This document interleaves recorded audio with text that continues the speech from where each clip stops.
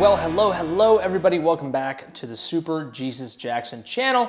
Back at it again with yet another video. This time we're talking about Caught Stealing.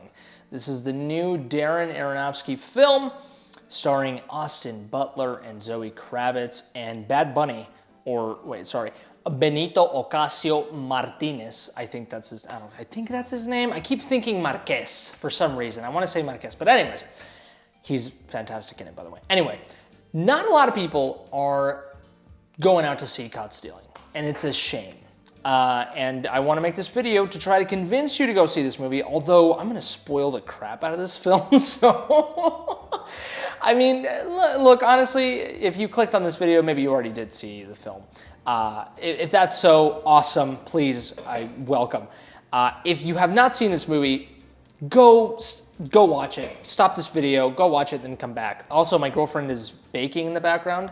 I'm recording this in the kitchen, so this is not her fault. This is my fault. I decided to record in the kitchen. But yes, this film, not a lot of people are going out to see it. It's such a shame. So let me tell you why I loved this film. First, it's set in the 90s, specifically 1998, which is my birth year. So maybe I'm a little biased as to why I love this film. The thing that I love about this film that really just got to me was how relatable it is and how tragic it is. So the main character, Austin Butler, his name is Hank in the movie. He plays this down on his luck type of dude. He was in high school, he was playing baseball, he was gonna be a star, probably going up to the big leagues, but he had this tragic accident. It was a DUI essentially, and he ended up killing, his friend in the process, which is just awful. And he had this injury that ended his career essentially, too early. And he then, fast forward, he's in New York and he's working this, this bartender job, not doing what he loves. And it's this down on his luck dude. And the thing is, to make it even worse, throughout the movie, it's tragic as hell. Zoe Kravitz plays his girlfriend. She dies early on in the movie. So, see, I told you to stop watching this video. Sorry that I spoiled it if you're still here. But she dies early on in the movie. It's tragic as hell. And then Austin proceeds to keep getting his ass kicked throughout the rest of the film. Many, many times he gets caught, that's funny. The reason why he gets into all that trouble, of course, was he's living in this apartment complex. His his neighbor he deals drugs. He deals with a lot of messed up people, a lot of people in power, and he has a lot of money. But he ends up having to go on this trip, coincidentally, and he needs Austin Butler's character to take care of his cat. But in the supplies to take care of his cat, he leaves a key that leads to a lot of money. And Austin just has this, and obviously people going out to mobsters and criminals that are trying to get that money, trying to find this neighbor, and he's not there because he went on this trip. They end up running into Austin Butler's character, and and then the movie begins, right? Austin Butler has this key, and he gets caught sometimes. He runs away, he gets caught. And in the midst of all this, his girlfriend dies. Other people, one other person I think that he cares about dies. It's such a shame. And he also gets completely, he gets tortured. He, goes through a lot of pain throughout this entire film. And it is just so relatable because, I don't know, I feel like I say this every video, but I love movies and art that provide some sort of catharsis for me, Like, I go to a movie to not just escape, but to provide some therapy and some comfort for my own life. And right now, let's just say the late to mid-20s are not the best years of my life right now. And it's a shame, it's awful, but I can't deny that watching a movie like that, it really makes me feel like I'm not alone. And the thing about it, right, that makes the movie even better is that Austin Butler's character has this amazing redemption arc in a way. Because really, the guy that he's fighting is himself, really. Like, he's not even guilty of the shit that he's running from, like, in the movie, in terms of, like, the tangible things. But he is running away from, actually dealing with his guilt and facing himself, facing the failure that he is, and not because of I mean, yes, he did make a mistake, you know, he essentially killed his friend, sort of, you know, in an accident, right? But he feels guilty with that, but he never really like addresses it, you know. He's just running away from it, you know. And he still loves baseball and everything, and he's still trying to attach himself to it, even though he doesn't play it anymore. But he doesn't, and he's kind of an alcoholic, and he doesn't address his problems like head on, you know. Again, oh my God, and that's another metaphor. The facing of your problems head on in many ways is what he did with his car, because there's a scene in the movie that we keep sort of seeing. He has these dreams that he sees the car just goes head on into like this pillar, this like light post, and that's how he ends up, you know, severely injuring himself and and killing his friend. But Austin Butler does the opposite with his own life. You know, he evades his problems. He evades, you know, actually not drinking anymore, or trying to make something of his life. And his girlfriend was trying to get him to do that, and she died. So in many ways, she was another sort of repercussion, you know, I mean, it wasn't his fault, you know, but again, he feels like it's his fault. Just like he feels that it was his fault that his friend died, you know, with the accident, which kind of was. But you know what I mean? I love that sort of ambiguity and that sort of, you know, contradiction, you know, where it's like, it's kind of his fault, but also not, you know, and imagine how awful that must be. My girlfriend just pointed out a great thing here. In the car during the DUI, the accident that Austin Butler's character had, his friend also didn't have his seatbelt on. So, I mean, what, 15-year-old, 16-year-old kid or whatever, like, this is, you know, it's his fault in many ways too, right? And so it makes it even blurrier, you know, this sort of guilt. And the thing about Austin's character is that he does feel guilty, but he doesn't at the same time. He's running away, you know, and again, also another metaphor. He runs a lot in this movie, of course. He's running away from these mobsters and these gangsters and these criminals that are trying to get this money, and Austin is just caught in the middle of it, you know, like it's not even his money, you know, like, and he has this key, you know, and so just all these things, you know, play into this movie, and it's fantastic. This movie is based on a book, so that's another reason why you should support this film. It's an original film that is not only original, but it's good, okay? So another reason why I needed to make this video. But yeah, man, so incredibly relatable, and the redemption arc that Austin's character has, you know, he ends up sort of recreating the final scene of the movie. The final like sort of climax is the sort of recreation of his accident, you know? But the second time around, he does it intentionally. You know, it's not an accident anymore. And, you know, he purposefully tells the guys, the criminals in the car, sort of or he actually doesn't he tell them to wear their seatbelts? Yeah, he says and that's before he finds out that they were actually the one who killed his girlfriend. But yeah, when he thinks that they're cool or whatever, like he's like, yeah, make sure to put on your seatbelts, and they're like, just fucking drive. Right, exactly. Because they're criminals. Why would they wear their seatbelts? You know. But then he just lets it go. Okay, yeah, you guys were the ones that killed my girlfriend. I'm not going to let you wear the seatbelt. And then he recreates his accident. You know, like, and again, he heads straight on to that pillar. Also metaphorically deciding to face his problems head on, to grab the bull by the horns.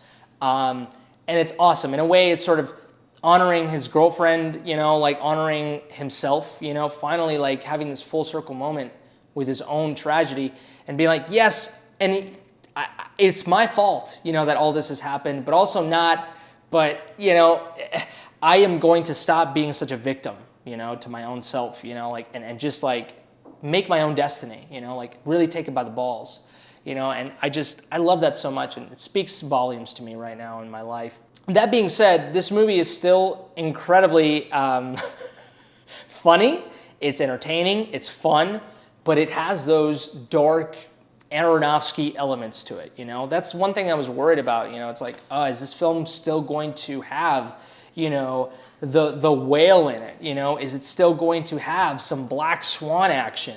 And it definitely does, you know? This film has a lot of violence, a lot of almost gratuitous violence to a certain extent. There's a scene where he is getting interrogated by Bad Bunny's character, which, again, he's fantastic in it. And he's getting like stitches pulled out because he was injured at this point. He went to the hospital, he got stitched up, and he's getting his stitches taken out. And I'm just sitting in my seat like squirming. Like, it's awful, man. It really is. It reminds me of Requiem for a Dream, right? Where like, just, my God, Aronofsky just loves to like focus and highlight really fucked up shit. You know what I mean? Like, and it's awesome. I love it. It's unique. You know, you really don't see it a lot. And so don't be afraid, you know, like if you think this movie is going to be too fun or too dumb or whatever, like, no, this is fucked up as hell. And I think that's another thing why it feels like, you know, it's set in the 90s. This movie feels like it would come out in the 90s, and it's such a shame because it would have been extremely successful in the 90s. Like, this movie would have like killed, man. You know, but the fact that it came out in today's day and age, that's why it's bombing, really, and it's so unfortunate. But continuing with the metaphors with this film, because it gets even better, the baseball aspect of this film is, you know, he runs a lot in this film, right? Very baseball-ish. But also, he is running, you know, in baseball you run bases and shit, and I think there's 4, right, sweetheart? 4 bases? 4 bases. And I didn't write this down, I didn't think this through, I didn't go see the movie again, but from what I think, there are 4 moments in this film where Austin Butler is caught and sort of some shit happens to him. Like, he's running away, but then he gets caught, you know? And I think that's interesting. You know, 4 bases, he gets caught 4 times, also caught stealing, get it? Anyways, but that's really cool. But also, what do you do in baseball? You run to home base, you know? Like, that's what you do. In many ways, Austin running throughout this movie, he's just trying to, like, get home, metaphorically, you know, just like literally survive, like just make it, you know. And also, it's in New York. I believe it's in Coney Island as well. You see a little bit of the shots of some amusement park shit. You do see the pier, the pier. I keep wanting to say Pierre. Jesus Christ. There's a beach, of course. Very, very cool. The Warriors is also a movie where there's a lot of running. It's set in Coney Island, New York. And there's the baseball Furies, of course, in the Warriors. There's a lot of running in the Warriors. They're just trying to get home. I love it. I absolutely love it. I think, you know, that was a complete theme as well. And also, baseball is this, like, the common man's game, you know? It's like, it's America's favorite game. You know, like that's what baseball is. And I think, you know, the fact that Hank is sort of just this down on his luck, kind of almost, you know, what's pathetic type of dude, I think really, really plays along with that baseball theme, you know? Like, it really, all those themes ultimately make the movie really relatable, you know? And all the themes really connect. It's like, Austin is such a, just this kind of like waste of a guy, you know, common dude, just trying to get by, trying to survive. All the shit that's happening to him, it doesn't even feel like it's fair, you know what I mean? Like, and that's life, you know, that's the common man, you know? And also baseball, you know, just the common game, you know, the simple game that, like, you know, poor kids play in the projects of New York City, you know? Like, I'm recording something over here, do you know that? Jesus Christ. All these things connect together to ultimately make the themes of the movie like shine. And I think it's absolutely amazing. The music is absolutely awesome in this film. It almost reminds me of like a Nine Inch Nails soundtrack. The movie's not like, you know, it's not filled with music, but when it does happen, you're like, holy crap, this is awesome. I really want to get the soundtrack for it, actually, because the music really hits. So fantastic job there. The way this movie's shot is absolutely incredible. You know, I hate going into a movie and like just, you know, it feels like a director just showed up to just shoot a movie. You know, like the scene's like well lit, you know, the sound is there, you know, like, but like there's no beauty or art to the shots, you know, there's no intention. You know, like when you see a David Lynch film, when you see a Zack Snyder film, when you see a James Cameron film, when you see a David Fincher film, and when you see a Darren Aronofsky film, every single scene, every single shot has intention. You know, it's unique, it's different, it's beautiful, it's artistic, it's trying to say something. It looks like it took half a day to just shoot that one scene, you know, like, and At first, I was a little afraid that, this movie wasn't going to be that because it was very comedic. It's a very action. It almost feels kind of like a Guy Ritchie film. But and again, no derogatory, comments towards Guy Ritchie films. I quite enjoy him. But it's a Darren Aronofsky film. Are we still going to get that Aronofsky-ness, And we did. Obviously, film's very violent, tragic, depressing. But the film is shot beautifully. There's a scene where Austin's getting out of his apartment. He's running away from, the criminals. And, it's New York City, so he's, climbing and shit, and it's, outside of windows. The camera's super far away, it begins, and it's slowly panning closer and closer. And you can just see Austin in the distance, and he's getting closer, and it's going right in the middle between these two apartment buildings in New York City, and you're just seeing the whole city. It's gorgeous. It's absolutely gorgeous. There's another scene. He's running away from these Jewish mobsters. They're in the car. He's running. He goes into an alleyway. These guys, they crash into the street. They get out to continue chasing him.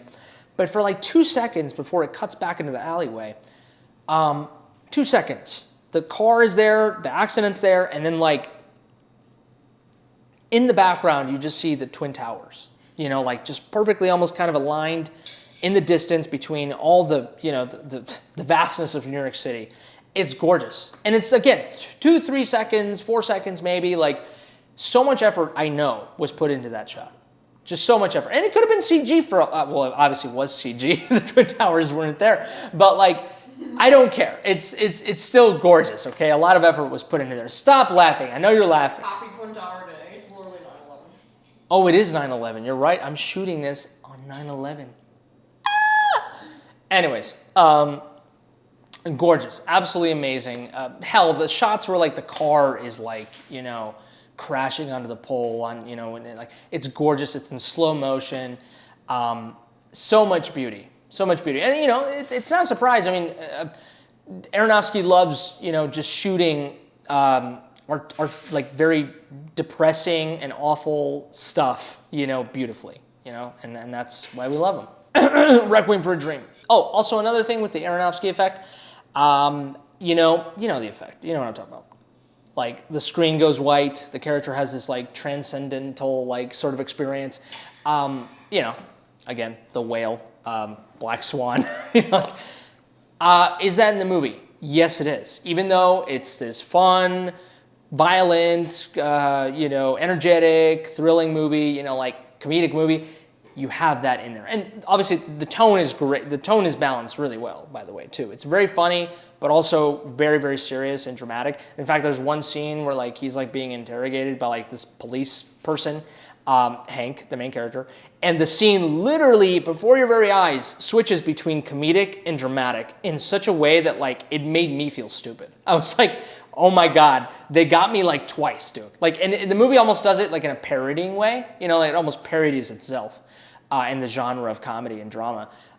It's brilliant, absolutely brilliant. I don't know if that's like from the book or if Aronofsky like directed a lot of that, or the screenwriter. Obviously the screenwriting, the screenplay, but like incredible. But so the tone is great. Don't worry about that. You will definitely feel the the visceralness, the violence, the tragedy, the depression, and you will also be laughing. But the Aronofsky, fucking, white screen or whatever, you're going to see that in this movie as well. Most notably in the dreams that Austin Butler's character has, these tragic dreams. And you have that, moment in the movie. Almost like,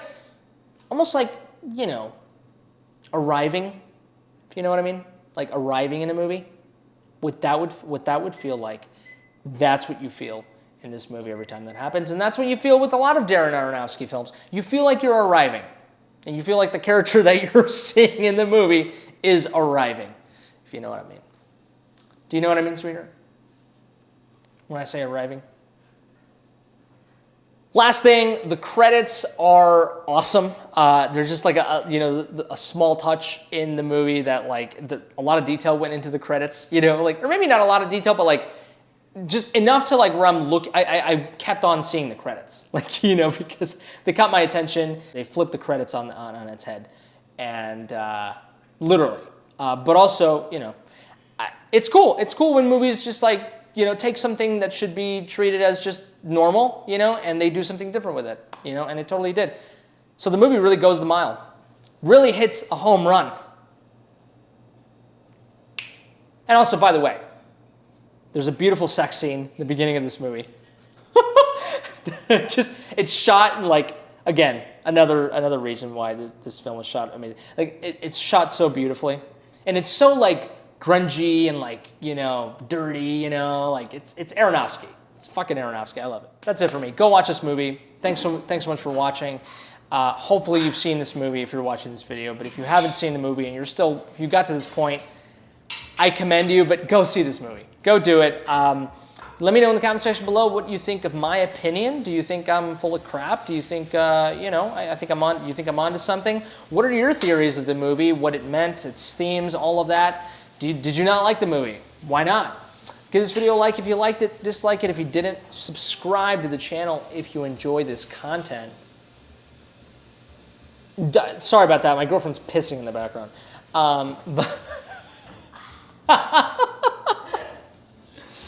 I'm kidding.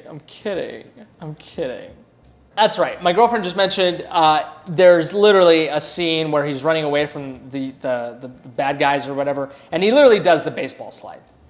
Literally does it right under. It's like he's achieving. He's going to base. Like he's touching the base or whatever the fuck. Literally, he does that in the movie. So if it wasn't obvious, like it was awesome. It was great. It was a very neat small talk. Also, he does use the baseball bat to like beat up people in the movie. So that does happen too. That does happen. Anyways, yeah, subscribe to the channel if you enjoy this content. You want to see more stuff like this. I think that's it for me. Oh, if it's your birthday, happy birthday to you, you beautiful creature. If it's your birthday on 9/11 or 9/12, never forget. Anyways, Jesus Christ. God, is it too soon? Jesus fucking Christ. No, I'm serious. Never forget. That's it for me. You all take care. Stay safe. And until next time, I love you. And I love that it's just once. There's a classic baseball slide just once underneath the crates. The slide happens once, by the way. They don't overdo it. It happens once. Because Aronofsky is a genius director. He does not want to spoon feed you. There it is. Very intentional. Can I get a hoya? Hiya. Gotta pay for that one. Can I get a hoya? Hiya. Gotta pay for that shit. That's right. All right, sweetheart.